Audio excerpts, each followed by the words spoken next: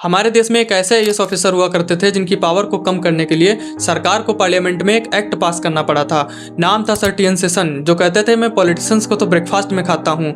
लोगों का मानना था कि पॉलिटिशियंस अगर भगवान के बाद किसी से डरते हैं तो वे थे सर टी.एन. शेषन। 1932 में केरला में जन्मे शेषन सर एक ब्रिलियंट स्टूडेंट थे। उन्होंने हार्वर्ड यूनिवर्सिटी से पढ़ाई की, आईएएस ज्वाइन किया और कैबिनेट सेक्रेटरी जैसे टॉप पोस्ट तक पहुंचे। उनकी लाइफ का सबसे बड़ा टर्निंग पॉइंट तब शुरू हुआ जब उन्हें इंडिया का चीफ इलेक्शन कमिश्नर बनाया गया। उस समय इंडिया के इलेक्शंस में बहुत करप्शन था। मॉडल कोड ऑफ कंडक्ट सिर्फ फाइलों तक ही सीमित था। उन्होंने इलेक्शन कमिश्नर बनते ही सबसे पहले मॉडल कोड ऑफ कंडक्ट को स्ट्रिक्टली इंप्लीमेंट किया, नेताज की लीगल रैलीज, पोस्टर्स और मिस यूज ऑफ पावर पर कंट्रोल किया।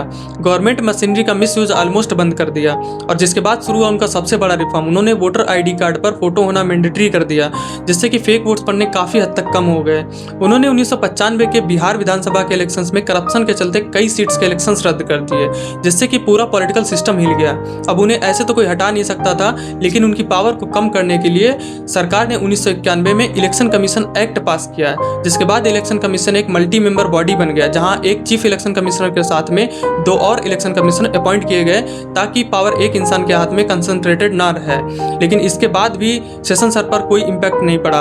वो कहते थे कि I am not serving the government of India, I am serving the democracy of India. और उनके इसी विजन के साथ में आज इंडिया के इलेक्शंस सबसे बड़े और लार्जली फेयर इलेक्शंस माने जाते हैं। और इस ट्रांसफॉर्मेशन के सेंटर में एक ही नाम आता है, सर टी.एन. शेषन। उन्होंने प्रूव किया कि सिस्टम स्ट्रांग तब बनता है जब उसे चलाने वाला स्ट्रांग हो।